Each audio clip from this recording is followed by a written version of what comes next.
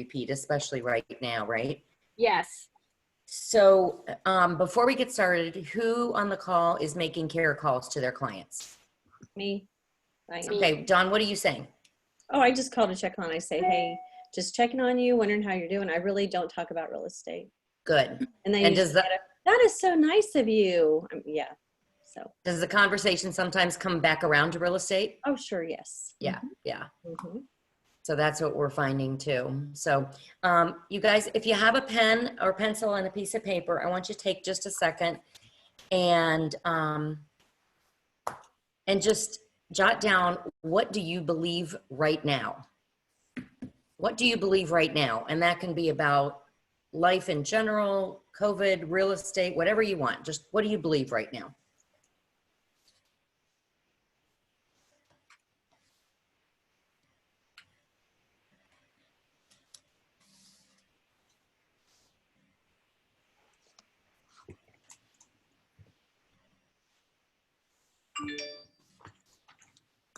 Okay, who wants to share? I will. Okay. Tough times make you stronger. Yeah, that's good. Who else wants to share? I will. I believe we will all be okay. I like that a lot. Suzette, do you want to share? I kind of said the same thing. Stay strong and things will get better. They always do, because I've been doing this for going on 26 years and I've rode the roller coaster. So yeah, it goes down, but it always comes back up. I love it. I love it. I'll share mine. I believe that out of the bad comes good. There's good hearts and good people and good deeds and random acts of kindness. And and Teresa, what you're doing for that hope is amazing. And I want to donate again, but maybe it's easier just to give you money. Yeah, we can talk about that later. So we've just been getting people to donate money now, and I've got a small business guy doing the food. So it's kind of a win-win now. Oh, good. Okay, good. He loves it. After the call, I'll get in touch with you and we can talk. So today our focus is on you, and my focus is on you and the value that you bring to your customers, your community, and your business. And this is an Ignite session, and it can be really long and participatory, but I'm just going to give you the Cliff Note version. Is that good? Yeah. And then you can go back. I'm going to show you where to find a few things. So can you see my screen right now? Yes. So this is from last week's value proposition, the 30-minute session at 4 o'clock on Thursday. And it's really a lot about, is the same that you find in the new 2.0 lab or spark of Ignite. If anybody's ever looked at any of that stuff on KW Connect under education, if you go to Ignite, there's the old-fashioned Ignite and there's a new one called 2.0, and they're spark and they're more relevant, but they were pre-pandemic. They were pre-coronavirus. So they basically took what's in Ignite and just did this one-page sheet. So meet your clients where they are. And the reason I asked you, what do you believe right now, is because that next question is, what do you think your clients believe? I'm looking up. Teresa, were you in the business in 2008? No. No. Okay. So the rest of us were, and you all remember some of our scripts that we learned from the Shift book. One of my favorite scripts was for a seller. When you walked into their kitchen to sit down at the table, we had some niceties. Oh, what about the weather? Blah, blah, blah. And then I see, oh, sorry, now my dog's gonna bark. I see you have a newspaper and a television. So what is your belief about the real estate market right now? In 2008, 9, 10, and 11, we asked that question. And sometimes they knew an answer, they had an answer, they had their belief about what the market looked like. And then Gary Keller wrote in the Shift book to say, well, Bob and Mary, I know it might feel like we're on opposite sides of the table right now. However, we are on the same side of the table with you. Our job is to help you price your home correctly, stage it well for a minimal amount of showings with the, this is my coronavirus with the minimal amount of showings at safe distance, and the least amount of hassle to net you the most amount of money. And then you would go into your script, which we're going to have to learn the new scripts too, which are, so tell me, do you have a first mortgage on your home? Yes. Great. Do you have a second mortgage? Oh no. Well, then people realize they didn't know what a HELOC was, right? And a lot of people don't. Okay, let me ask it a different way. Do you have a home equity line of credit on your home? Yes or no? Are you current on your first mortgage payments? And are you current on your second mortgage payments or HELOC? And are your taxes up to date? So those are all conversations that moving down the road, we will have to deal with. Hang on, I've got to call Chip. He went outside and left the dog in here barking.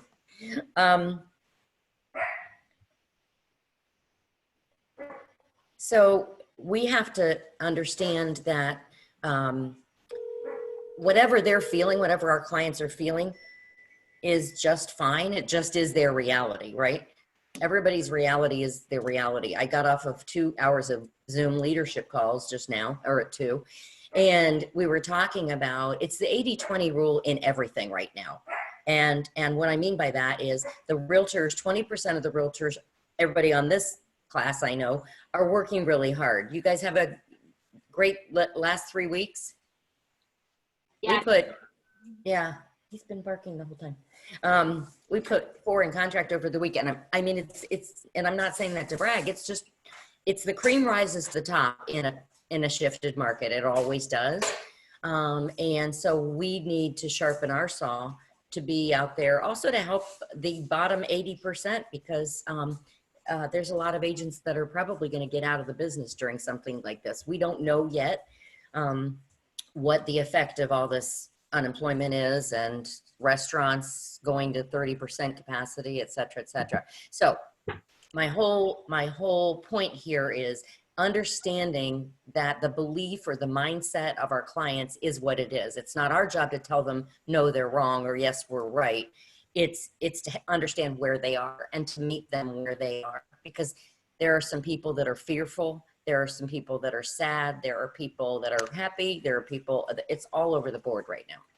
So if you had a value proposition for your real estate business before the pandemic, it still applies today, but in a shift, ask yourself what your clients need in this market. What they want hasn't changed, so you need to adapt to the value proposition to use client-centered language to align what your clients want and need. So sellers, this has never changed. What sellers want: 20% help seller market their home to potential buyers, 20% help price the home competitively, 19% help the home sell within a specific time period, and 14% help find a buyer for the home, and 14% help seller fix up the home to get it ready to sell. And then the same thing goes for buyers. 31% of people want to work with a reputable agent, somebody who's well-known and experienced, which all of you are. 19%, they want an agent who's honest and trustworthy. I'm surprised that's that low, to be honest with you. 15% that the agent might be a friend or a family member. 13%, they want an agent's knowledge of their neighborhood. 4% that the agent has a caring personality and is a good listener. That number is going to go up. This is from 2018 NAR stats. That bottom number is going to go up. Remember what happened after 911? They kept saying, what's important to you now? It changed from making a lot of money or my job or my family or whatever to God bless America and my God and my family. And it was just, and we're seeing that now too. So client-centered language, take into consideration, and you can find this online if you go to KW Connect, Pivot, Shift Ahead. This is in here, and it's called Your Value Proposition in a Shift. So you can print this out. Taking into consideration what our clients might be feeling right now, what specific language can you include in your value proposition to address those feelings? Whether it's on a care call, on a listing Zoom, a buyer consultation, you just have to meet them where they are and ask how they're feeling. How's it going? They might be afraid, anxious, unsettled, insecure, helpless, stressed. They might be all of the above. I won't name names, but I was talking to an agent who called me for help and said she's really struggling during all this. And I said, what are you struggling with? And she said, well, that there's not enough personal protection and there's no vaccine and there's no, and I said, and which one of those can you control? And she started crying.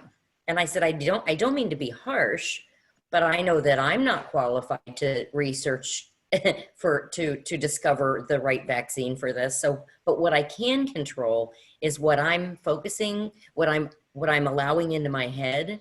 And then I found out in the next 5 minutes that she can't turn the TV off.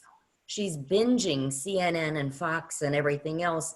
And I mean, she's just absolutely frail. Well, I bet a lot of our agents are doing the same thing. I'm hearing the birds on the lake. I don't know about you, but that's a lot better than watching Wine with DeWine at 2 o'clock. I'm done watching it. I'm done. I don't watch. Oh, I watched the beginning. I'm like, forget. I'm not doing this because Yeah, I I always turn that TV off all day. I can't watch it. yeah. it's quiet here too. But in the very beginning, or I've been saying it for years. I don't Yeah. watch, like, for probably about 3 to 5 years. Probably about 5 years now. I've not watched TV, like news in the morning. I used to watch Yeah. Today in the morning, and then I said, because when there's a recession, I won't know about it unless I hear people talk about it. So We'll yes, call you and tell you. yeah. So I watched a little bit just Oh, to yeah. find out, and then I was like, I'm not doing it. It's too You know depressing. what? That's so funny. When we moved to our little patio home in Linworth 5.5 years ago, we didn't put a TV set in the master bedroom. But what we had done for years is fall asleep to the news and maybe a little Seinfeld or whatever, but we weren't sleeping that good. And so when we moved to Linworth, we didn't put a TV. And here in our new house at the lake, Good. we only have a couple. This is a huge house. We have like 2 TVs, I think. Yeah. And so anyway, but that's just an example of one of our own agents at one of our offices. And just think about all our clients who are out of work right now, whether they're laid off or whether their offices or schools or whatever are just closed. They might be binge watching. So you might, we're going to have some. I remember Tracy Chambers as my team leader in 2010 and 11, 9, 10, and 11, calling me at 5:30 on Tuesday nights. That was her mentoring day. And she'd say, I need wine. I need wine. Meet me at Bonefish. I need you to buy me a glass of wine. People have been crying to me all day. All right. So then if your clients are feeling these emotions, what you can be for your clients is calming and informed, helpful and connected, assuring and hypervigilant, safe and transparent. If they say, if they cry and say they're in a really tough place right now, say, that's okay. I've had some really rotten hours myself, a couple bad days and sleepless nights because our crystal balls are broken. And what you're putting into your head and your heart right now is just as important as the actions that you're taking. It's that serenity prayer, you know, God grant me the serenity to know the things that I can control, the things I can't control, and the difference to the wisdom to know the difference, something like that. Anyway, I think that's what we have to be. You have to be available. You have to be tech savvy. You have to learn how to do Zoom calls. I've gotten pretty darn good at them. And you have to be truthful. If you don't know an answer, don't pull it out of left field. It just doesn't do any good. You know, or you don't have to spread what you hear either. The first week I was hearing, don't take a leave because a leave spreads the virus in your body. So if you get sick and you have a leave in your bloodstream, you probably get on a ventilator faster. Well, you don't need to go tell everybody that because last time I checked, none of you had your medical license, right? We're not qualified. And then what skills do I have or services do I offer that align with what buyers and sellers want and the value in the market of the moment? So after hearing one of the command shift classes, the first time Dana put those on for the region, which I've watched all of them now, but most of them were amazing. And I picked up that flower sale idea that you guys see on the website. I picked up that idea from one of those shift classes and I thought, what an amazing idea. It's not about the Parrish team. It's not about us selling houses or making any more money or making money off this thing. 100% of the proceeds, and those are wholesale prices, and they mark up everything $3 to $5 from wholesale prices, not retail. And that money then is going to Mid-Ohio Food Bank, 100% of that money. And it's so cute that Troy Fabish called me out of the blue. He goes, I know it kind of looks like it's promoting the Parrish team, but would you put it on our Facebook page at Consultants? And can I share it on my page? And he sent it to all of his friends and family. And we're almost double my original goal. And it's about helping people. So when people see Teresa and working with the church, or not the church, but what is it? I forget. The recovery. It's Central Ohio Ministries Outreach. Yes, the ministry's outreach. People, that's working in your community. That's giving back in your community. So when somebody actually has a real estate need, who are they going to think about? Somebody that's been, you know, boasting about their production somewhere on Facebook or whatever, or are they going to go to the person that is really helping the community? The next thing is, how can virtual services offer my clients additional value at this time and moving forward? What are those virtual services? So we're going to talk about that, and then I'm going to share some different value propositions with you. And what I did is I researched some of the most successful real estate agents in the country, and I am just blown away by some of their mission statements and some of their you know, their visions and what they share with the public. It's pretty cool. Okay, so I'm going to stop sharing my screen for a second, and I'm going to go over to the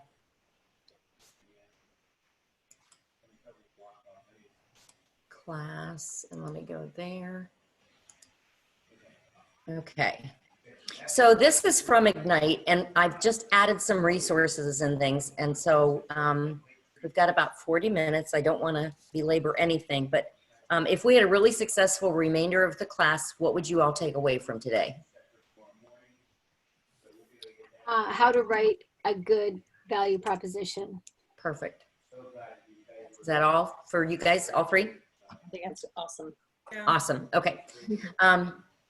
So what do successful agents do every day? They grow their business and they run their business. You have to do both. Gary's latest thing is, you know, we always, during the last downturn recession, we said, we want to help agents not only survive, but thrive. Now he's changed his tone, and he's saying, I want you to go out there and simultaneously survive and thrive at the same time. And you can do both. And how do you do that? You grow your business and run your business. And I don't know about you guys, but I find myself working 7 days a week right now. And we put, yeah, like I said, we put 4 in contract over the weekend. It's nuts. We're all working. We're just working differently. And I'm sure you guys are too. My masks have been, my masks are on back order. I ordered the carbon filter masks for everybody at the Parrish team. And I ordered them 16 days ago, and I still don't have them. So I'm frustrated, but we're making do. We've got cloth masks and lots of wipes. Every time I stop in Plain City on my way home, when I go to Costco and I stop at the Dollar General, they seem to be the ones, the little Dollar Generals seem to be the ones that have the sanitizer and the wipes. Are you guys finding that? They were unpacking a case last week and they said, oh, we're sorry, you can only have 3. I said, I will take 3 jumbos, please. Oh, I need to check. Yeah. Where did you order the masks from? I ordered them online.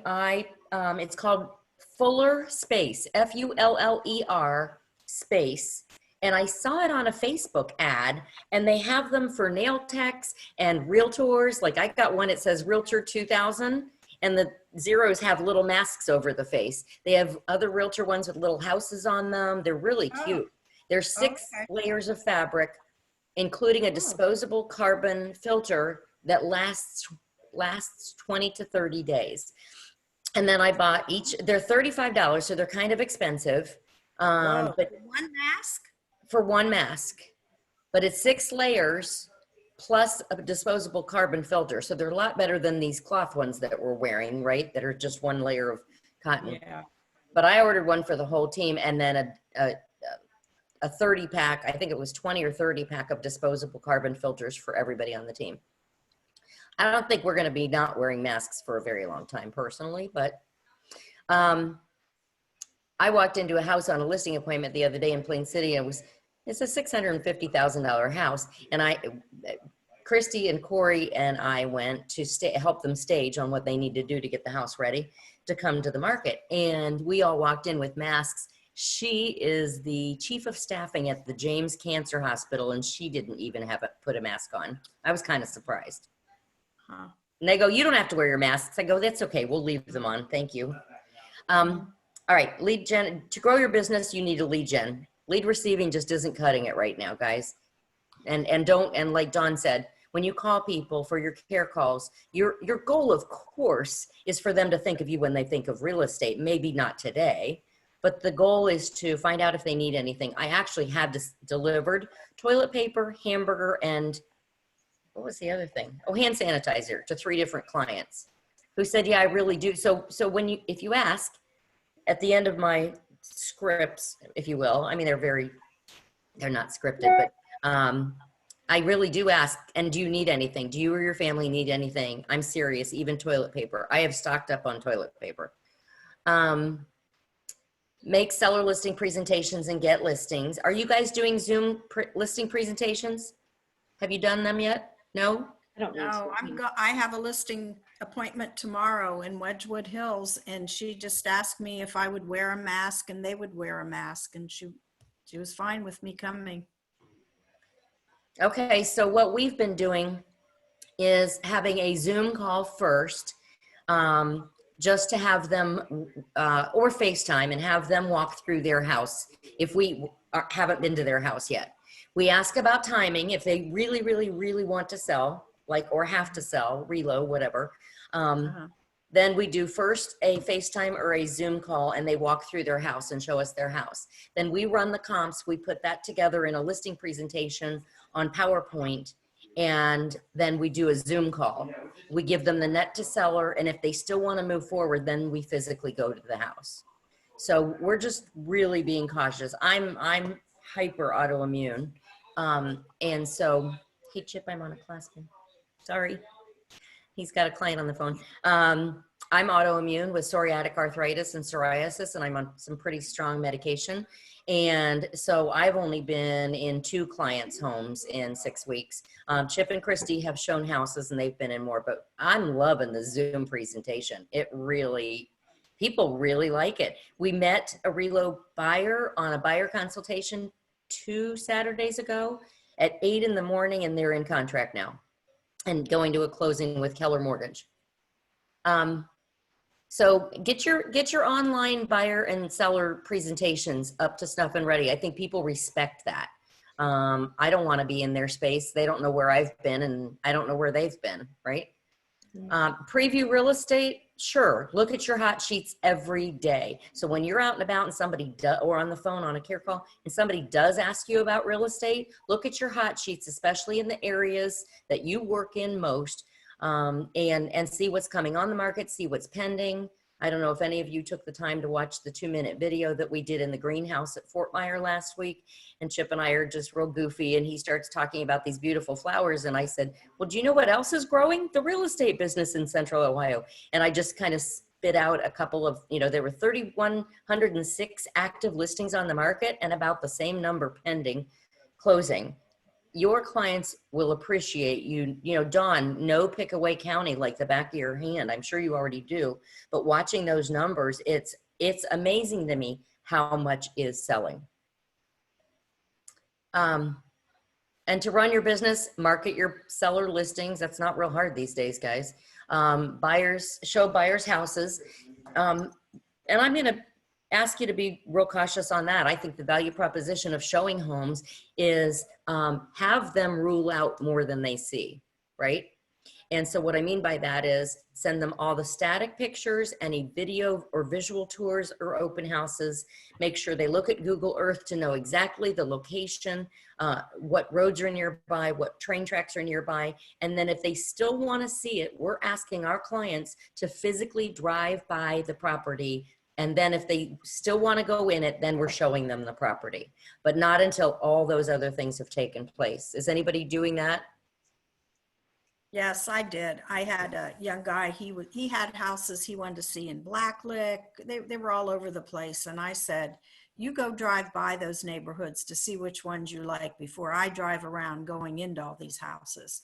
Good. And then he turned around and was going to do a new build. So I do that anyway, pretty much, because I've got people that, you know, I ask them that question, have you driven by, you know, so. yeah. That's good. I had an agent set up a showing on our Muirfield listing last week, and they're from Italy, and they're nervous because of how much, you know, Italy has been touched, and they still have most of their relatives there. And they're a little younger than me, and her mom is 86. And so we talk about our moms all the time, but she wants us to call and really grill the agent to make sure that they are ready, willing, and able to make an offer on this property if they like it. And the fact that it's on a corner lot, and she's so sick of getting the feedback, don't want a corner lot, when they could just look at Google Earth or drive by it before they waste their time, you know? So I think your agent or your clients will respect that you respect their health and their safety and their time so much that you're asking them to do all these things. Mm. So Gary posted this a couple weeks ago. Shift happens, and when it does, you must shift with it. You need to pivot quickly. If you don't take action, you're literally turning your business into a game of chance. And there's no reason to do that. Make no mistake. You need to pivot. You need to pivot today. Every shift leaves an opening, a reason to stay in the market. Every problem eventually presents a solution, a way to help someone when they need it most. Today isn't yesterday, and tomorrow isn't determined. When the desire to do more comes from a place that's bigger than ourselves, anything is possible. Potential can become reality. When we pivot, we help others pivot, and together we all have the opportunity to achieve more. I loved that. I thought that was so, like Suzette said, this is not my first rodeo. I'm 33 years in the brokerage business and new construction before that. And I've been through 5 downturned economies. And I tell you what, if you freeze like I did in 2008, the first 6 months of 2008, I froze and I said, I don't know what they're talking about, this recession we're going into. Gary Keller is crazy because we're not seeing it here in Columbus, Ohio. Well, be careful what you believe, because he said, get into action now, because it's coming. It might come a little slower to the Midwest than it does Las Vegas and the East and West Coast and Florida. But this health crisis is going to create an economic crisis. It will. Well, the NAR this morning said they believe at the end of 2020, we will have only felt a 14% downturn in the real estate market. I like that number because I've heard as high as 30 and 40%, but NAR, and I don't know what numbers they looked at, but they said 14%. So I like that number. All right, so your value. You need to describe, hang on just a minute, my screen is goofy. Craft a simple and precise description of the benefits for the client. What's in it for, picture every one of your clients having a sign on a placard on their chest that says, WIFM, what's in it for me if I choose you to be my real estate consultant during this pandemic or after the pandemic. But describe a precise, if you wanted to buy a house right now, what would you be looking for in that real estate professional? And then clearly convey what you will do to earn the fee that you charge. And then what is your covenant? Make your value proposition a covenant between you and the client. And I think everybody on this call is a servant leader, and your clients really appreciate that, especially in a time like this. So here's the secret to being a successful real estate agent. You want it? Mm-hmm. You want it?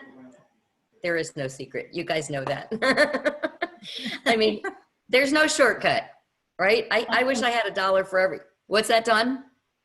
I said, oh, come on. Yeah. So the secret is success leaves clues, right? Go find people who are more successful than you, and you are all 3 very successful ladies. Go find somebody who's even more successful than you and ask them what they're doing right now. You know what? I've been calling agents just to say, how are you doing and what are you doing? And I've gotten some tips people are sharing. And right now, guys, Coldwell Banker, did you hear about Cardis and Serva? They're losing their relocation. So you want to build your downline right now, call your buddies at Coldwell Banker, make some friends, say, you know, what are you guys doing? And I mean, you don't have to tell them that. They might not know it yet, but Inman News came out with that the other day, that they're very nervous. Some of the high producing agents at Coldwell Banker are actually reaching out to KW now. So that's cool. Who is going to work with Serva? I don't know. I don't think they've decided, but I'm guessing it's going to be Compass or EXP. Well, I just had a deal with someone from EXP. Yeah. And she said Trudy Sawyers and Jackie Gray. Gray. Mm-hmm. Yeah. Trudy told me they are doing all this relocation and they've worked it out that they're not paying that referral fee. They work with all the buyers. This is what she told me. Because she's in contract with my seller. It's a relocation with Marzetti's. And Oh, wow. said she said Jackie has it worked out. They're working with Ohio Health, Marzetti. She had a list of companies and she said they have worked it out that they are not paying that referral fee, which was 40%. Wow. Yeah. So I don't know how they did that. I don't know, but Jackie, when she was with that other company, she always did a lot of relo, and she would go straight to the HR directors. But anymore, there's not a lot of companies that even have an HR director anymore. Yeah, I don't know. I don't know. It'll be interesting. I was shocked at that information. Yeah, that's surprising. All right. So, whoops.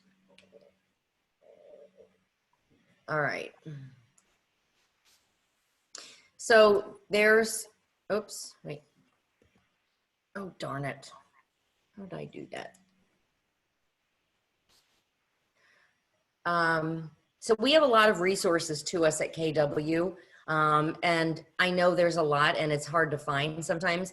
We have Outfront Magazine is now online. I don't know if you guys are aware of that. So go out there and subscribe to the Outfront Magazine. There's a lot of good articles always in there. And they talk about what top producers are doing in this market. One of my favorites was this article called the 555 method. You can Google that once you get into the Outfront Magazine. And it's kind of like if you've taken a class with me before where I've talked about what should every real estate agent do on a weekly basis. They should do 5 handwritten notes a day, 5 care calls or calls to your clients a day, do one open house. Of course, now it's virtual. Do 1 virtual open house, view 5 new properties that come to the market, and add 25 people to your database, or put 25 people in your command database every week. It's kind of like that. So I really enjoyed the article. Check in with your contacts. There's a script on KW Connect, pivot, shift ahead. There's text messaging is a really good form of communication right now. There's some scripts in there. Shift your marketing. There's so many videos. If you go into pivot, shift ahead, there's so many videos. And the nice thing is most of them are short and sweet and great ideas. Command conversations, get started with campaigns. We've been doing campaigns for 3 months now on the Parrish team. The problem is we're so busy, we put them in a smart plan and forget about them. And I was just kind of following up the other day. Has anybody had any success with a campaign through command? No? Don't know. Campaign as in an ad, yes. Is that what you mean? Yes. Yeah.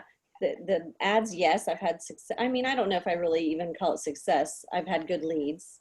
But the whole smart plan thing, the problem, and I don't mean to gripe, but command, I feel like there are things that don't work. And it's like, I don't want to throw stuff out there and then, oh, by the way, that really doesn't work. You know what I mean? Right, right. The whole app. People don't like that app. The people that I know that are using it, they don't like it. Oh, the consumer app? Everybody. Oh, What? I was in downtown Columbus yesterday looking at houses for myself, and I had to switch over to Zillow because my Keller Williams app wasn't working. Oh, wow. And they said, which I used to use it when I go to Santa Fe, New Mexico. I was for fun. You turn it on Me and too. it's like, okay, let's see what's around here now, how much everything cost. And it totally pulled it up and I can see.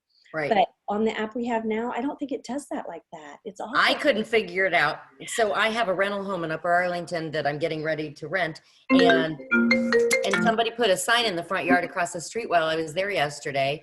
And so I went to my app to see what it was. And I love that feature on the old one where it would just pop up immediately. And it didn't do that. I had to physically put in the address. Oh yeah, no. And you used to be able to say, like, it would pull up the house and then it would tell you what's near you. Right, homes nearby or whatever for sale or You rent. don't do that at all. Well, I tell you, the technology, it's kind of tough to be a leader and say use it when I know a lot of it doesn't work right now. I'm trying. But Inman had an article recently. Yes, yeah. So when I open mine, I get my neighborhood and then I have to put in the address. I mean, that's just weird. I know. But anywho, Yeah. Go ahead. It's coming. All right, so we're doing campaigns. The results are very similar. If you've ever, used Sync, Commissions Inc. or Vulcan 7 or Zillow Leads, it's very similar. So 5 out of every 100 might convert to a client, and you might someday sell them a house. So my team is just so busy. They said, we can't sit on the phone and text message these people 12 times like KW is suggesting, because we've got business. I mean, it's crazy. So it's coming. But if you want to learn how to do anything, I'd say start by getting your people into command. If you don't have them in command, get your people into command at a really high level. Names, birthdays. The only touch program we're actually using in command is the birthdays. We used to send a physical 5x8 postcard with a picture of Chip and Sue with birthday hats on, holding a birthday present in the middle of us that our daughter photoshopped somehow. And we would send that, snail mail that to people on their birthdays. Now we're doing a virtual birthday card through command. So that is working. The neighborhood one, they should have called it community, because like, especially Dawn, for you and me who do a lot of out properties that are not in neighborhoods or in remote areas. Like we've been doing a lot of London and Plain City since we moved out here. And neighborhoods, it'll compare my house here on Choctaw Lake to a bison farm on Arbuckle Road because it's a mile away from me. And that's no comparison, on 500 acres. And I'm on a lake with neighbors. So anyway, there's stuff coming, but keep going back to command. Command Your Conversion is a Facebook page, and Nick Baldwin also is a good one to follow and learn how to do stuff in command.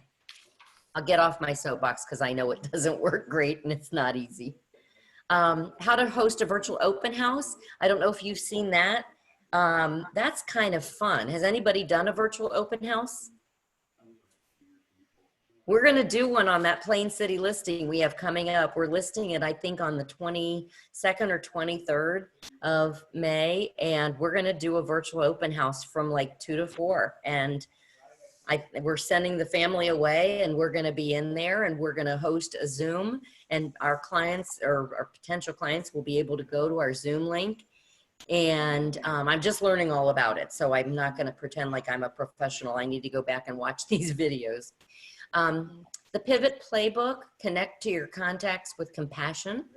Listing presentation, buyer consultation. I already jumped on that soapbox. Columbus Realtors. Oh, guess what, guys? It's coming. I talked to 6 or so lenders over the weekend, and they're seeing the forbearance already, even though landlords and mortgage holders cannot start foreclosure process yet. They're getting ready to. He said the lists are unbelievably long of the people that will not have a penny to make their mortgage payment at the end of the 6 months. So get ready. And if you want to participate in short sale, distressed properties, and foreclosures, get out ahead of the curve, contact your favorite lenders and tell them you're willing to roll up your shirt sleeves and work distressed properties. What's that? I actually reached out just like a week later. Just I want to get in front of those. I mean, not that I want to do just that, but I want them to think of me whenever the time comes. Right, I totally right. reached out to some lenders that I know. Absolutely. Now's the time to do that. Now, the big banks have their favorites, you know, the Chases and the BOAs and Wells Fargo's all have their favorite, John Bach, the people who do them at a really high level. So, but the rest of your small lenders and banks, they don't like distressed properties at all. They get really hurt by them a lot. And so if you're knowledgeable, if you don't remember, if you haven't done them, go to the Columbus Realtors in their version now documents. There are short sale and distressed property paperwork and explanations. So start learning about it now. Okay, the 3 aspects of service: deliver value, build daily success habits, define your value, know and state your value. And you know what? Knowing and stating your value is really just keeping in mind what with them, what's in it for me. So always think of your client asking you, why should I list with you and not Teresa or Dawn, Suzette? Tell me why I should list with you. And knowing that super simply and being able to restate it super simply, that has value to the client. So this one we're getting in Plain City, kind of a nightmare. He interviewed 9 realtors, 9. He's an appraiser. He used to be, funny, he got his real estate license and met me or Tracy, one of us first. Anyway, we hired him. He became an appraiser and real estate agent, and he found out very quickly that was going to be a tough thing to do. There are some out there, but he's an appraiser for a lot of properties, and he just didn't have time to focus on his real estate. But he called us along with 8 other agents or teams and said that he remembered me from a class I taught. Isn't that funny? That I said, we do a lot of relocation. And one thing he said, I remember you saying is when you meet your relo client on the phone or in person first, one of the first things you say is Columbus is a great, or Central Ohio is a great place to live, work, raise a family, and vacation from. And I've always said that. And he said, I just remembered that. And I thought, this gal's sharp. She knows her market and her stuff. And that was in 2009, guys, when we were at the peak of that recession. So we won the listing over 9 people. And here's the reason why, is because 7 of the 9 said, I think you should wait to put this house on the market because it's really high end on 2 acres in Plain City, and it'll probably sit on the market. You should wait till this virus thing blows over. And it was between Chip and Sue Parrish and Monica and Gary Cook, 2 husband and wife teams. We do about the same volume. And both of us, it got down to both of us because we both said, who cares about days on market? This coronavirus thing is the best excuse in the world, but we're top-notch agents and the inventory is very low. And I know what the market is today, and I don't know what the market is in 6 months or 12 months. So let us sign a 1-year listing agreement and put it on the market and get to work for you today. And he chose us. So that was pretty cool. Nice. Thanks. Good. It'll be a great listing. All right. So the purpose, oh, hang on, let me find, I have some notes for this one.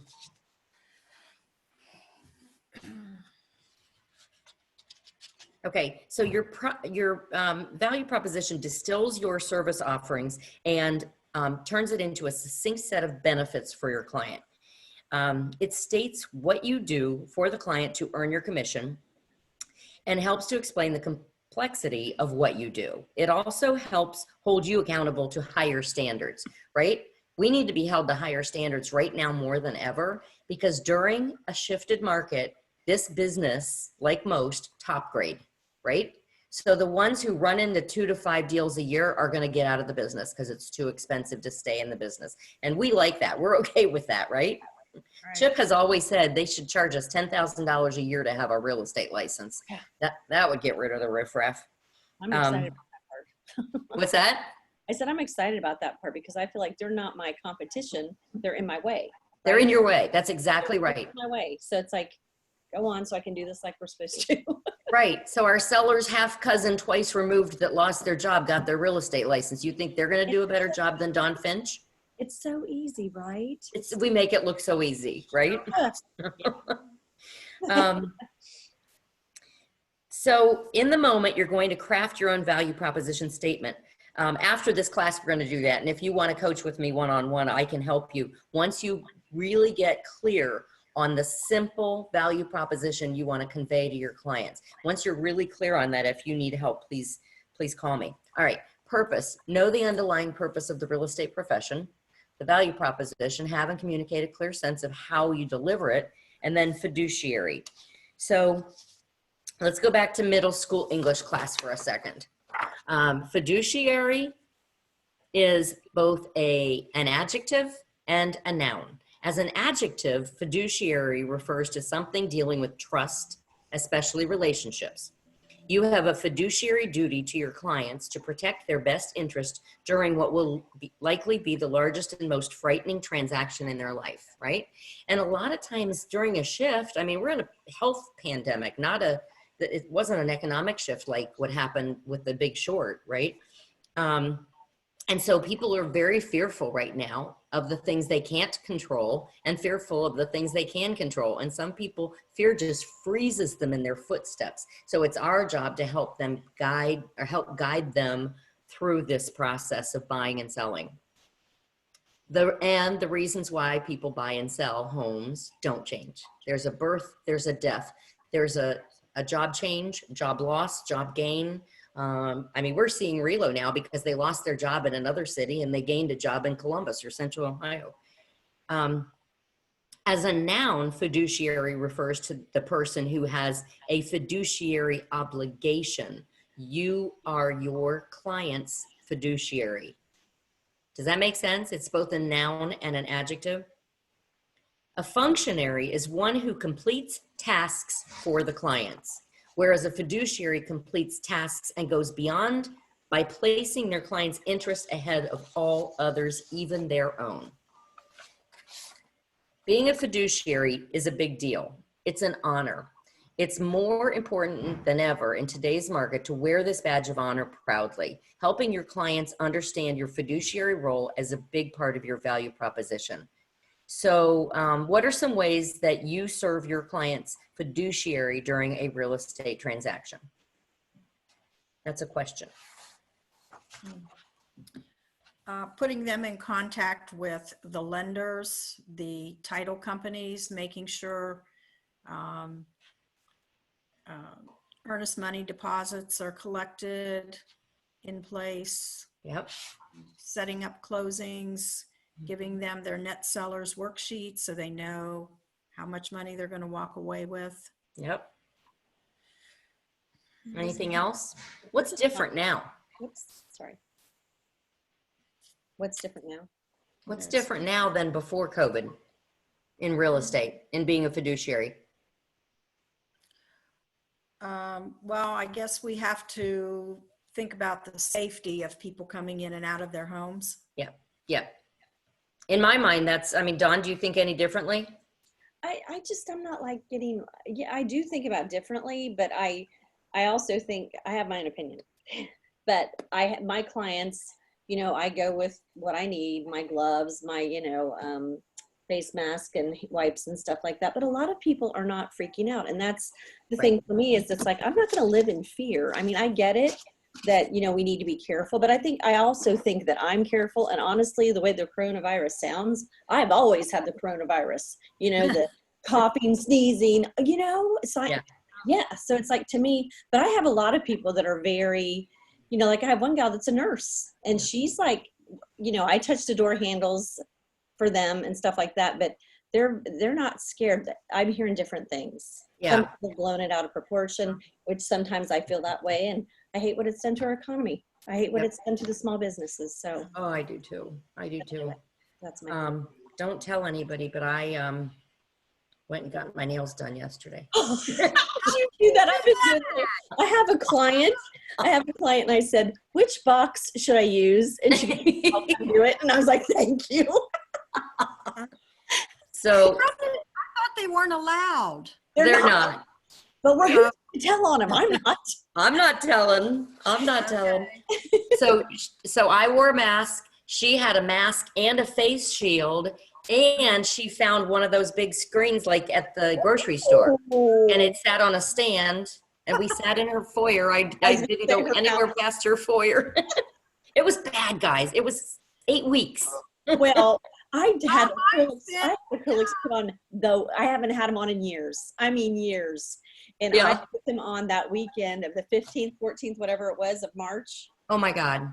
Yeah. Put 'em on. Are you kidding me? Really? Yeah. What are the chances? Oh my gosh. Are they gel or acrylic? They were acrylic because my nails have been awful about like doing the gel. It just totally tore my nails and they won't even grow now. So it was funny. Yeah, the week of the 14th, that's when I had on the tips. Oh, that's so funny. Oh my gosh. That's funny. Yeah. Well, I knew how to handle that when I had a client. I knew she was a hairdresser. Chelsea, what box should I use? Tracy said Teresa might know. Oh, Teresa's not there. Cindy Moen's using something that Madison Reed or something. She found it online. I've heard of that. I've heard of it.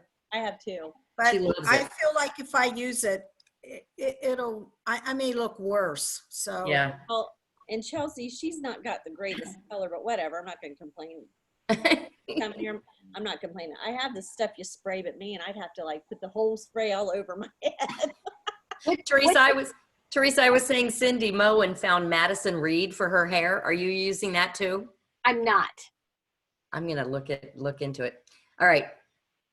She's doing something though because she didn't offer. What are you doing, Teresa? You got somebody, don't you?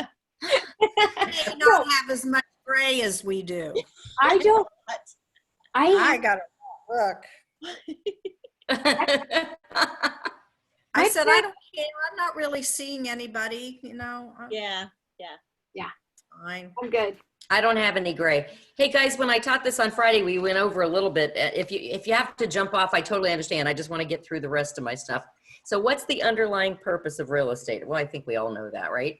But it's the only thing that I think is different right now is that we ask them where they are. What do they believe? How do they feel? So we know that if they're freaked out or if they're just fine going to a restaurant or somewhere in between, right? And I think we're going to run into a lot of that for a long time. Okay.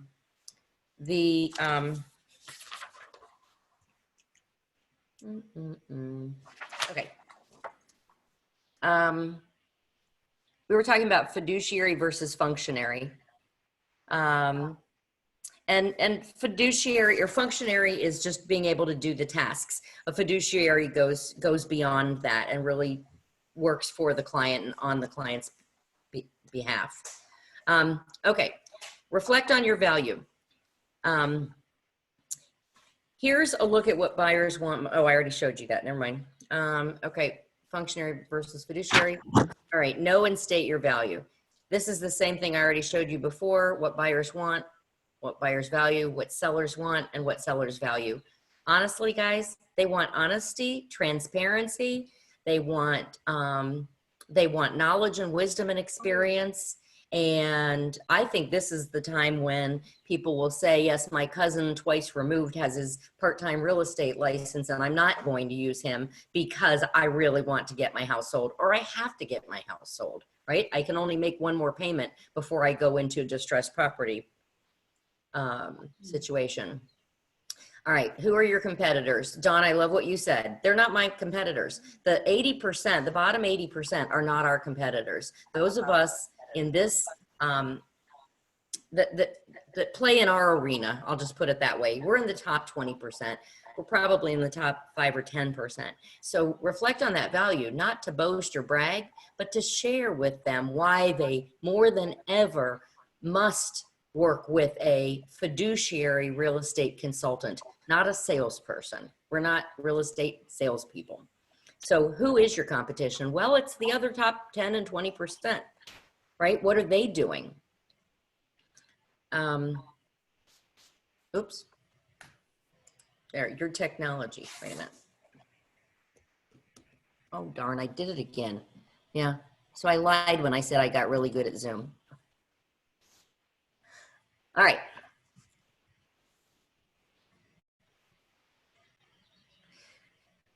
So your competition is who else is listing and selling homes in your area. And you guys know how to go into Brokermetrics or go into the MLS and find out who is your competition. And that's what you need to go find them, because you need to know what they're doing.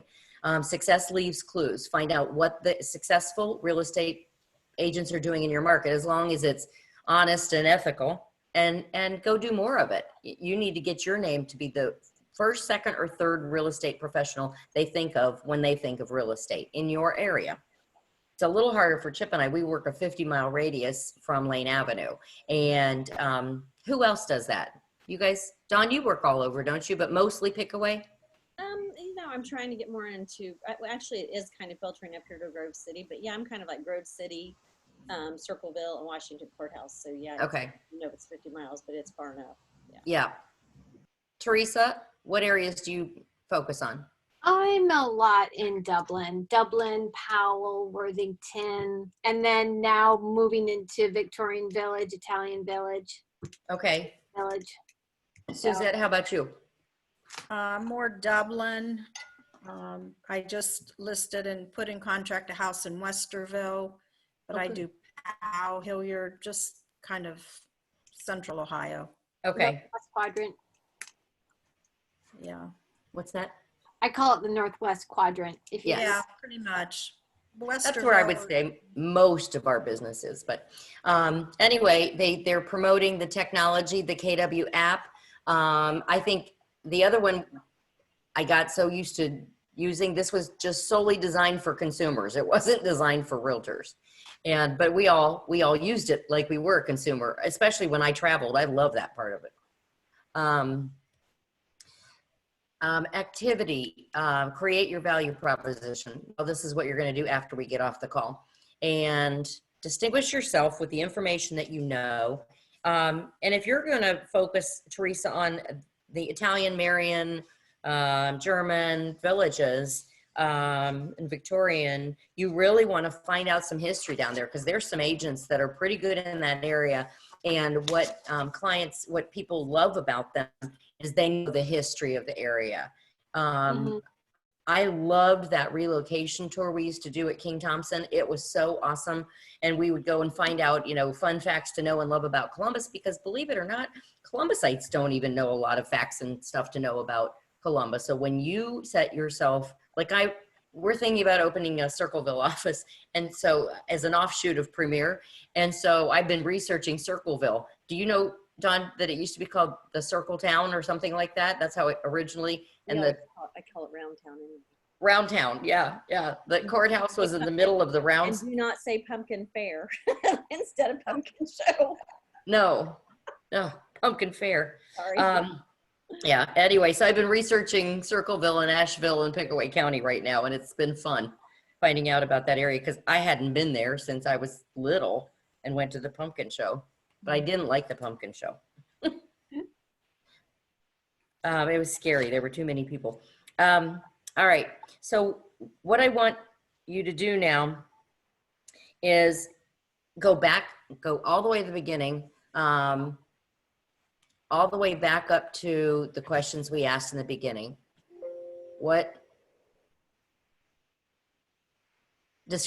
Craft a simple and precise description of the benefits for the client. WIFM, what's in it for me if I choose you to be my real estate consultant. And then clearly convey what you will do. So I always had a slogo. A slogo is a logo and a slogan rolled into one, right? That should be synonymous with your value proposition. And back in 1992, when Chip joined me in the business, we came up with, now it's so overused, it's not even funny, but we were the first one in the real estate industry in Central Ohio to use experience ... the difference. So that was my way. I'd been licensed since 1983. And in brokerage since 1988. And so that was 4 years, but we were already doing 2 or 3 million. And then Chip joined me, and then we did more and more. And back then that was, 25 to 35 houses a year. And so I wanted to stand apart from the rest, that I was experienced in buyers, sellers, relo, and new construction. And that was just something that was my value proposition. Why would you work with the Parrish team? Because we're very well versed in these 4 areas. And back then specifically, I was Dublin and almost exclusively Muirfield Village. So let's see.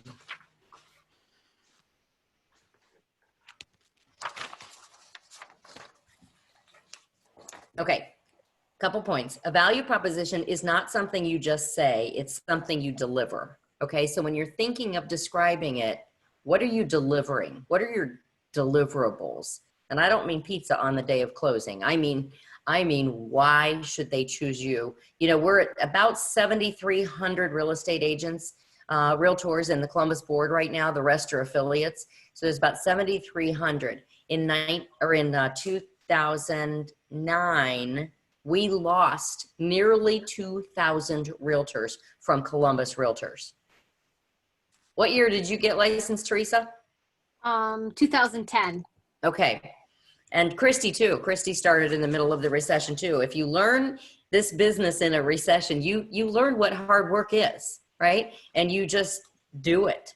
If you learn real estate in a shooting fish in a bucket market, lead receiving is easy, lead generating is difficult. And then jot this question down. What kinds of knowledge do you think your clients expect to have? And what kind of knowledge would truly set you apart from your competition?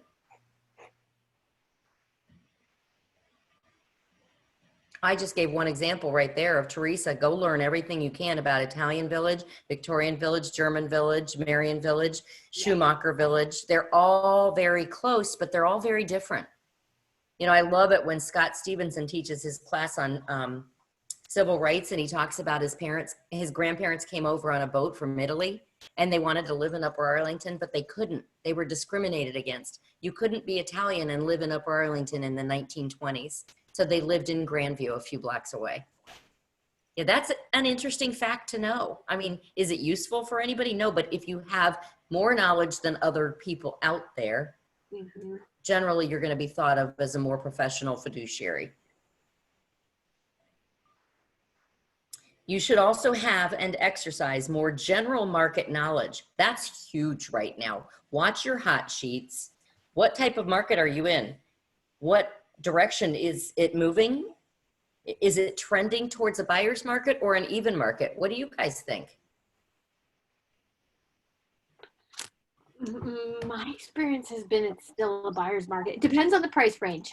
So I'm going to say it depends. So price point under about 400, it still seems to be a buyer's market to me. And then over, not a buyer's market, a seller's market. It's a seller's under 400, it's a seller's market. And then over, I'm having a hard time with mine that are over 500. Yeah. Ours on Hawthornden and Muirfield has been a toughie. What's the price point on that one? What's that? What's the price on Hawthornden? Chip, what's Hawthornden right now? Oh, he must have walked out. I think it's 470. Okay. But it's a corner lot, and that kills us every time, and the kitchen isn't open to the family room. So if we don't get an offer, which somebody's threatening of making an offer today or tomorrow, if we don't get an offer by Friday, we're probably going to knock it down a little more, which makes them sick to their stomach because they paid $440 for it 7 years ago. All right. So another place you could go to look, to think about what your value proposition is the 6 personal perspectives, which is a course in KW Connect. 6 personal perspectives. And there's some really good stuff in there. It's the 80-20 rule. It's make learning based being the foundation of your reality. There's some good stuff in there. So this continuous drive for knowledge and improvement is part of the 6 personal perspectives. The 3 aspects of service: knowing the purpose of real estate, your value proposition, your fiduciary role, and these all contribute to the same goal, ensuring the best experience for your client. Did anybody here take Peter Chabris's customer experience class when he was here about a year and a half ago? Do you remember? No, it was at the Josephinum at that Jessing Center. Oh my gosh, it was amazing. You know what? You can't meet your client. You can't, what is that saying? You can't exceed your client's expectations until you meet them, right? So when you ask your clients, sellers or buyers, on a scale of 1 to 10, and I love the 1 to 10 thing, it's just great because everybody's head's in a different place. On a scale of 1 to 10, what's the number one most important thing to you during this transaction of selling your home? What's the most important thing to you? And just find out. And on a scale of 1 to 10, how high is that? Can I just say something? Yes. That question is so important because I always think it's price. And then when you get into the middle of a negotiation and you find out it's not price, they want to be in the house until July 4th. Right. But I didn't ask that question. Yeah. And you know find what? That's a great point, Teresa. One of the questions you should ask with a buyer and a seller, and you're in a Zoom call or in a conference room or you're in their kitchen, you say, tell me, Teresa and Brian, if you had the perfect ideal moving date, not day, moving date, what day would you be moving? Would the movers be packing your boxes onto the moving truck? And I say, what's the most perfect date? Well, it's July 1st because the kids are out of school. My husband's been commuting for so many weeks or whatever, and I don't have to be alone with the kids for more than a month. Whatever it is, it doesn't matter, but it's not always price, right? Mm-hmm. So keeping in mind all of that, what's in it for me. Once you understand all of the aspects of what's important to them, now it's on you to deliver the best experience you can to your clients. And that's huge. That customer experience, I want to bring Peter back for that. He was amazing.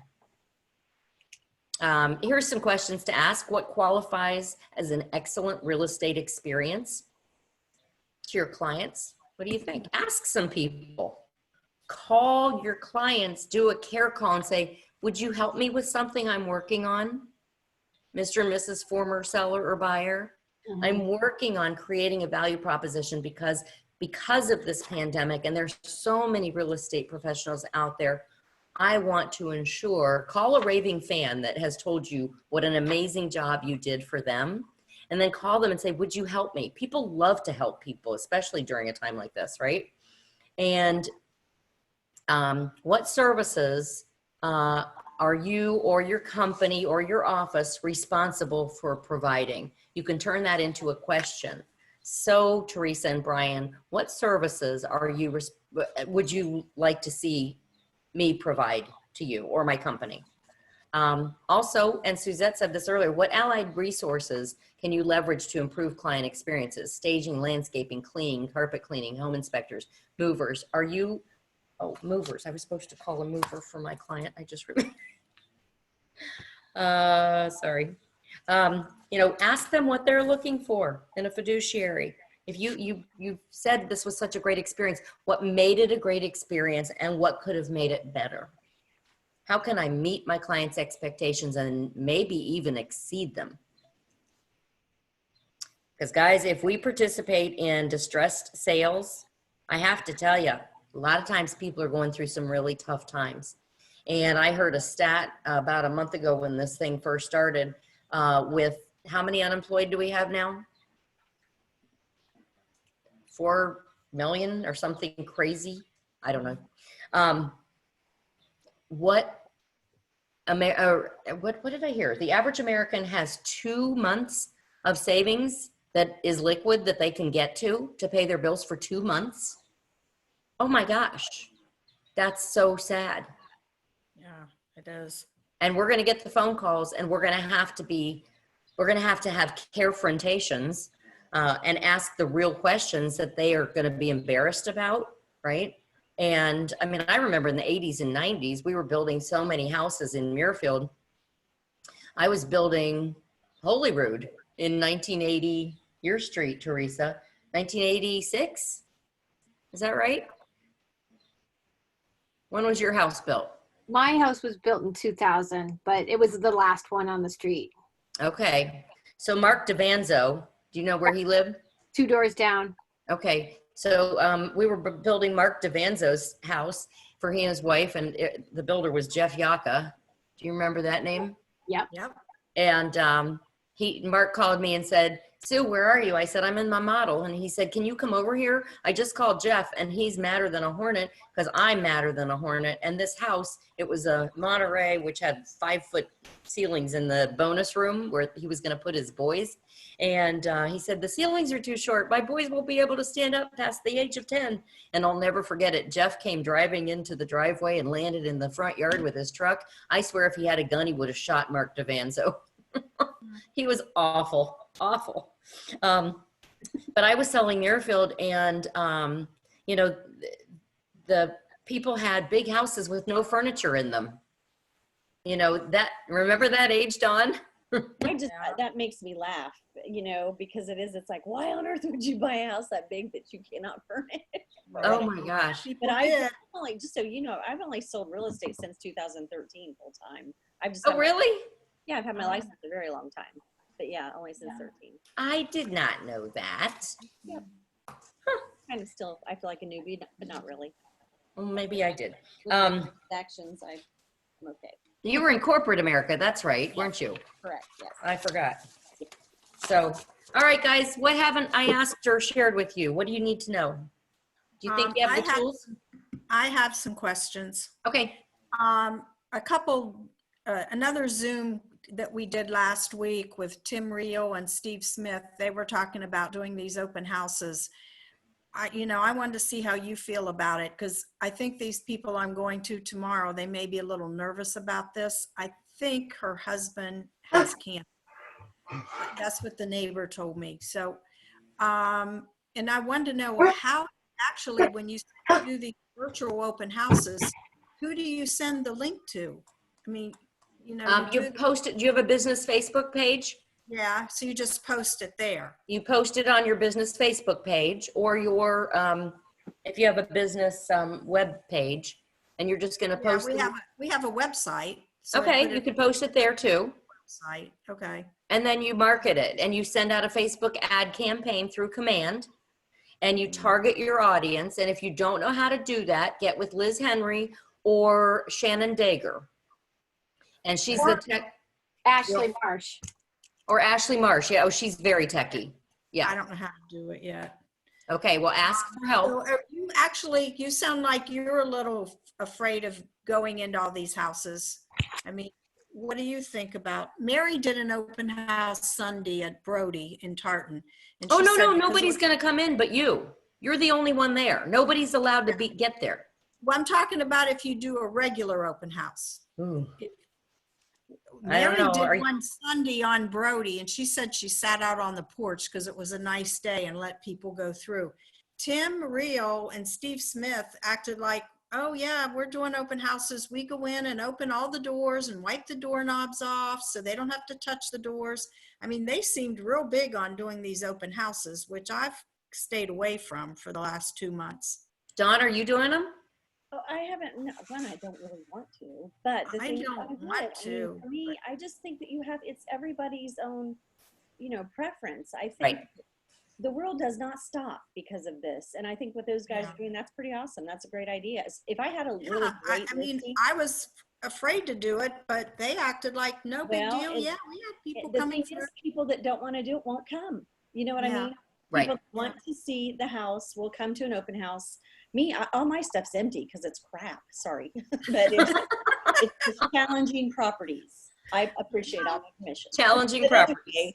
It's just challenging properties. But if I had something deluxe, I absolutely would do that. Yeah. Just be careful. But if you're like Sue, if you're sick, if you're sick already and you have stuff, then you are scared, and I don't blame you one bit. Yeah. Right. But I think that if I bumped into so many people that everybody has a different opinion. Yeah. Exactly. Well, I'm not paranoid or at all. I am If you have cautious. I'm Yeah, just cautious. right, I agree. Yeah. Yeah. So I'm not going to be the first one to go to a tight restaurant in the short north when this thing opens up. I won't be the first, but that's okay. I think we've sheltered ourselves so long But now. Right. Yeah. Yeah. But I think we've that's sheltered what ourselves what so you're much comfortable with. that germs are going to attack us when we go out, right? So anyway, I think we can be cautious. So if you want to do an open house, that's fine. They're allowed. We're essential. We're an essential business. When we list the one in Plain City, we've thought of two things, and we're going to see what the market looks like at the last week in May. And maybe we will wait till the second week in June or something. But either a virtual open house where we're there from 2 to 4, and maybe it's just Chip and I together. And you can log on the Zoom, and if you like what you see and we give you a tour of the home, we were thinking, Julie Wills said, give everybody like 15 to 20 minutes for you to tour them through the home on their Zoom link. Or you can have a whole bunch of people sign in on Zoom and tour everybody through like a parade of homes, but virtually.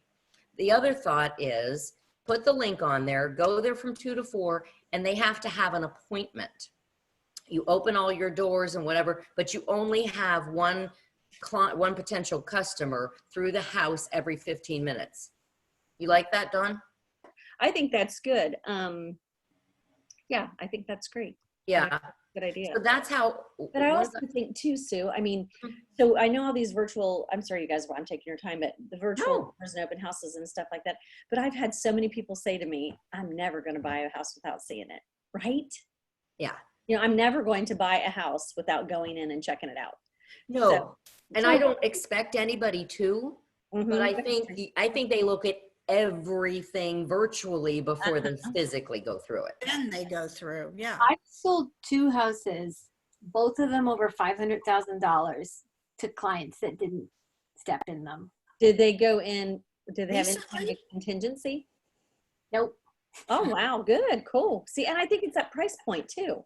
I've done that in the higher end too. So Yeah, There was, I had met them before. I knew what they liked. I knew what they didn't like. And both of them had other family members living here in Columbus that could come over and go through it. Yeah. Yeah. Feel better. Yep. But one couple, and they're my age, were absolutely insistent. They didn't even want their daughter to come over and see it. They were just like, write up the offer. Just write up the offer. Nice. If she doesn't like it, then we'll pull out in the negotiations. But and it hasn't closed yet. It does make, I'm not going to say it's easy because I lose sleep over it. You wake up in the middle of the night and you go, hold it. Did I just sell somebody a $500,000 house and they haven't seen it? Yeah. But That's if funny. you know them that well, then Yeah.